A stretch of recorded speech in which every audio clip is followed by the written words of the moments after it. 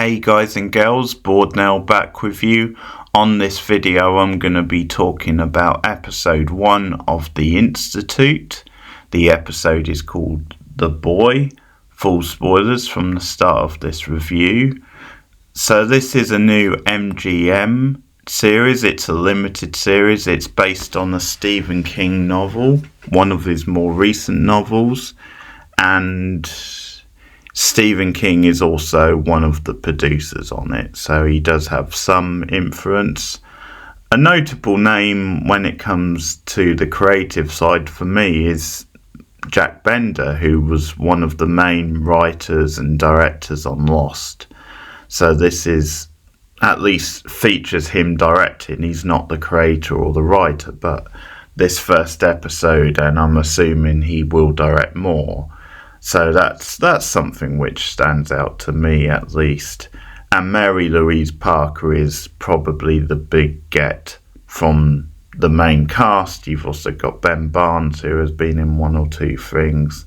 And Joe Freeman is the lead of the show as Luke. So he plays a teenage boy who has special abilities, who is kidnapped from his home and taken to the Institute of the Title, and it's a place where you get a variety of kids, teenagers with different special abilities, and the idea of the place is that they are being kept there and used for experiments and for bigger projects. So the Mary Louise Parker character, Dr.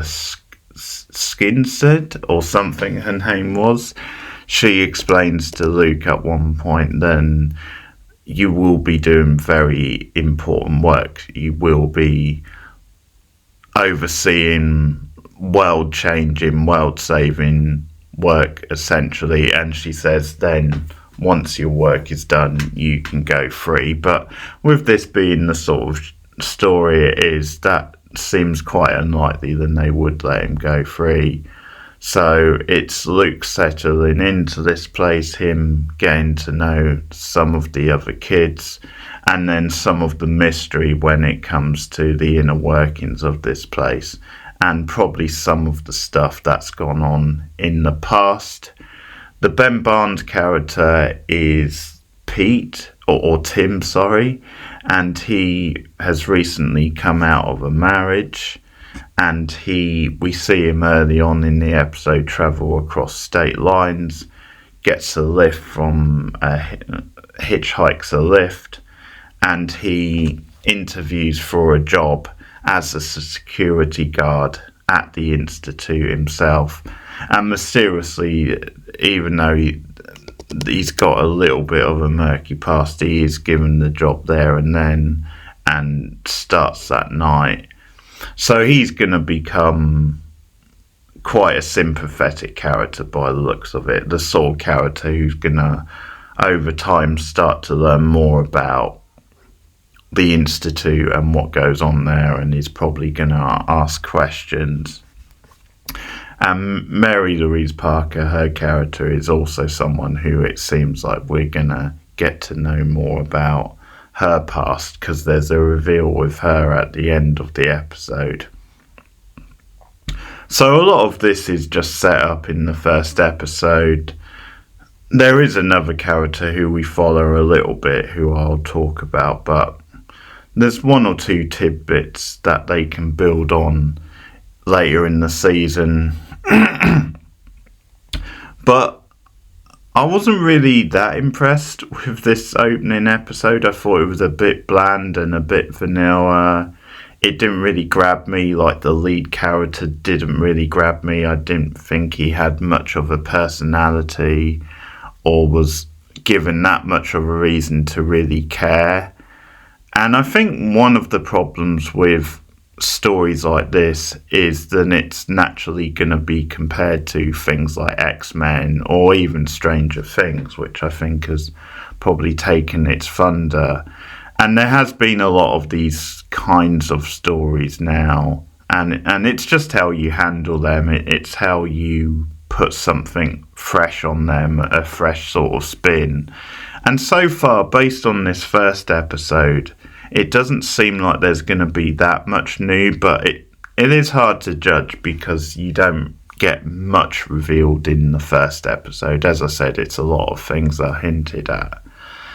But a lot of what we do get is very stereotypical. It does have quite a bland sort of young adult feel to it. Like a lot of the characters, including the lead, are very sort of like cardboard cutout, and yeah, not much of nothing really. I think vanilla is sort of a good word for them. And it comes off as a little bit cheap. I would have thought with it being Stephen King and MGM, it would have had a bit more of a budget or a look to it. But there's just something about it where it, as I said, very sort of bland, very sort of forgettable in some ways. Also, certain scenes come off as a little bit cartoony, and some of the effects they use come off as a bit cartoony and ropey because, like, they use a spray to knock Luke out when they come to his house in the middle of the night and he wakes up. That looked a bit silly. When he meets the kids later on in the episode, there's one kid who can control like things and make things float, like water, for example, he makes float. That effect looked pretty cheap and not great. So overall, it wasn't a very compelling first sort of episode. Another thing which I'm guessing you get more from in the novel is that we probably could have done with a bit more of Luke's day-to-day life before he gets taken to this place. Like, we could have got to know him a bit more. I understand they probably want to get things off and running because it's like a 10-episode show, and that's maybe not that much time to get into the Institute and what goes on here. But I think maybe they could have spent at least half the first episode with Luke at home and his home life with his parents, stuff at school. Because the opening sort of scene is him in class and they're taking a test and he finishes in super fast time. And then he's questioned about this by some kids later on. And there's one girl in particular who Luke has a crush on. It seems like he does. And she asks him, hey, what was the answer for such and such question? Like, it's multiple choice. It's like a maths exam. And he says it was A. And she's like, oh, well, I put D. And there's kind of an intimate scene with where Luke shows her how you work it out. And she's right up near him as she's looking at the paper and working it out, and it's a good little scene actually, because you see that he does have a crush on her and how awkward he feels her being that close to him, and he kind of looks away. It's that awkward teenager thing of like trying to look away, not look at her like breasts. So that was quite a well done scene, and I sort of thought, well, maybe there's going to be a little bit more with him and this girl, or maybe certain people around the school. We also see him play basketball with a friend at one point. But yeah, it's quite quick in the episode that he just gets like smuggled away, and we don't get any more of that. Maybe it's going to cut back to his home at some point, because when the parents realise, because at the Institute they play it quite cool and they make out that the parents do know where he is, but this is obviously going to be a lie, and that, as I said, he'll be returned. So Mary Louise Parker I'm always a big fan of, and she was one of the reasons I wanted to watch this, because she's always great. And one of the better things about the first episode is that she seems like a real weirdo, and an outcast, just the way she plays the character, like this head of this place, and her outfit, and just the way her body language is. And the first scene where Luke arrives at the place, or he wakes up in the place, and one of the little touches is that his room is like a regular teenager's room, and it's mentioned how they're allowed to play games, and he bumps into this girl who has mind reading abilities, which makes Luke curious because that's a different ability from what he has. And she starts giving him the laydown of the place as they're being watched on monitors by the Mary Louise Parker character and a couple of others. And that was one of the better things. Than she was such an oddball character. It's this idea of the people running this place are more weirder than maybe the kids who are meant to be like outcasts and have these special abilities. So she goes over the rules with Luke later on, saying that you're treated as an adult almost because there's no bedtime. You can eat any food you want. So trying to sell him on this idea of you'll have a great time at this place. It'll be like a fun little adventure away from home. But then there are rules. You will get regular injections and you will get experiments and tests and things like that. So she's giving him that warning, but she's selling, in her own casual way, she's selling on him as like, this will actually be really worthwhile and a fun adventure. And yeah, she's quite a good liar just because the actress is good, but at the same time, Luke is very suspicious. But for a while, he doesn't really have, or in a way, he doesn't really have a lot of choice. So Mary Louise Parker is very good, and I was very intrigued by her character.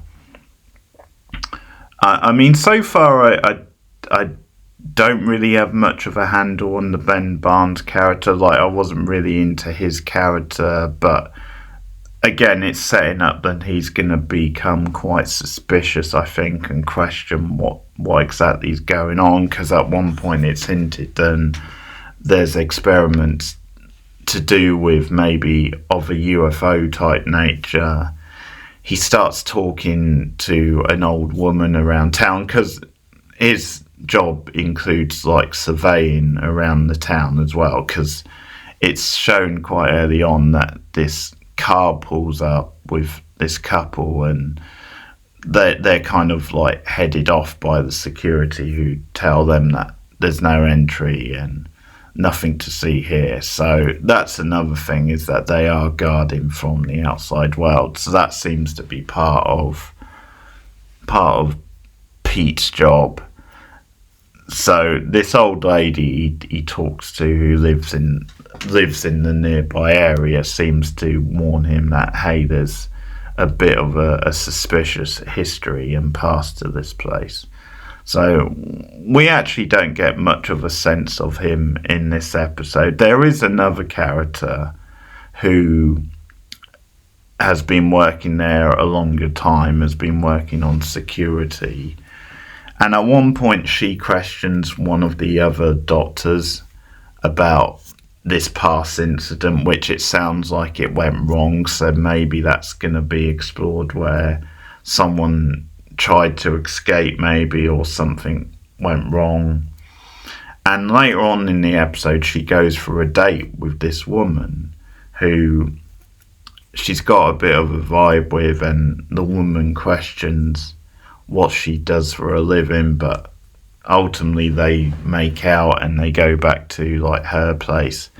But then the twist is that the woman, after they've had sex, shoots her, and she calls the doctor from the institute and says, okay, I've done it, I now need a clean up team. So I can only assume that's a thing where this woman was asking too much questions, or too many questions, and this other woman has been placed to seduce her, to get close to her, to keep her in check and be there to take her out if the time came and they decided she's poking around too much. So that's something which I'm guessing Tim will find out at some point as well, and that's going to become a thing. So that was quite an interesting little twist. So there's a couple of tidbits. Another one is at the end of the episode, we learn that Mary Louise Parker's character also has special abilities. So it makes sense that she is so passionate about this project and she's the one who's running it, because it was her decision to bring Luke in, and that's questioned by the other doctors. So he's very much her passion project. And we see her injecting herself up at the end of the episode, where she goes home and she's all very loose and high. So that's another interesting aspect. And I think Mary Louise Parker again is very good, and I'm intrigued by her character at the very least. And the one other kind of big tidbit is that, as I said, Luke gets to meet a group of these other kids, and you've got this bully character who kind of latches on to him, and at the end of the episode they're playing a game of chess, I think it is, and he propositions Luke and says, hey, I want you to help me get out of here. So they're going to try and team up, and this other kid has become very jaded about, the Institute, and decides it's time to get out of here. So that's actually escalated quite fast. I'm assuming in the book it's a lot slower, but people who've read the book can tell me. Whereas the other kids do seem to be quite chilled about the place. They seem to have, maybe then it's just become second nature and they're just used to it now. So they've kind of settled down that this will be their life, at least for the time being. This other kid is a lot more rebellious and decides that, hey, I want to get out of here. So that could lead to something interesting. It's just the characters in general aren't very interesting. There's also a scene where Luke gets his injection and, well, they have these ear things, which you've seen in other kind of science fiction type things. They glow up at one point, and at first he's resistant, but this guy gets physical with him and uses his force, and the guy has a bit of a weirdo sort of presence to him as well, where he talks in a very lackadaisical way, but he makes it quite threatening.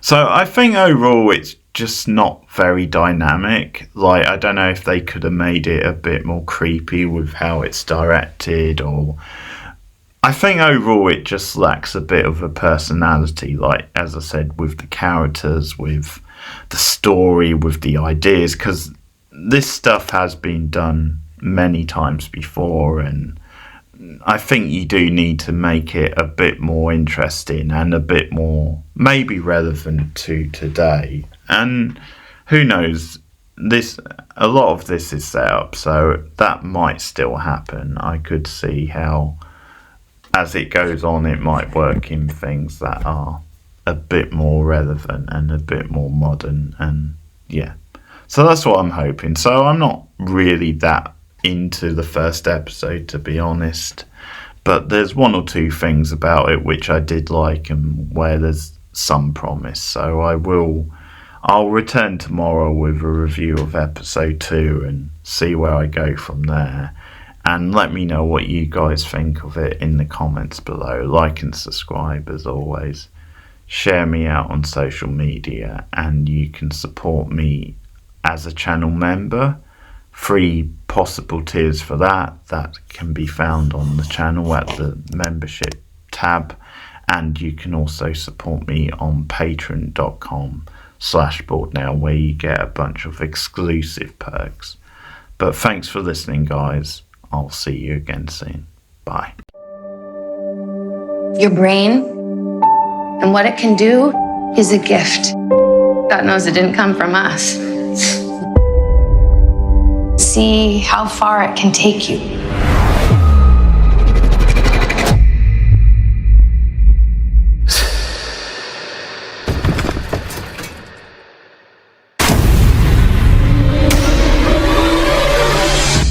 Welcome to the Institute.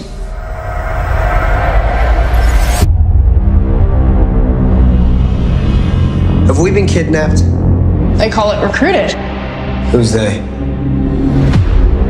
Congratulations For for being here. my parents?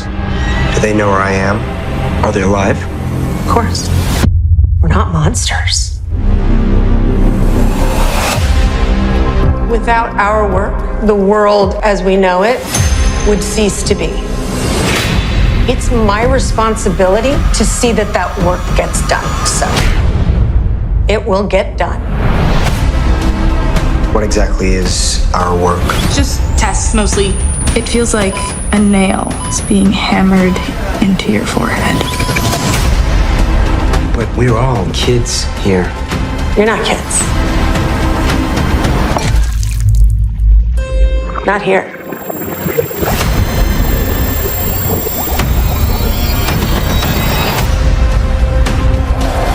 Stay away from there. It's a research place. There are things going on you would not believe. So, smart kid, how do we get out of here?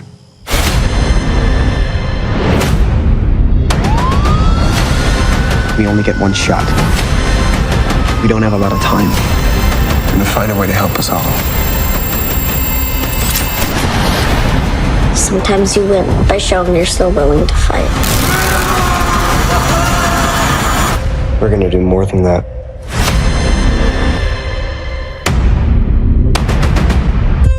We're gonna bring this whole place down.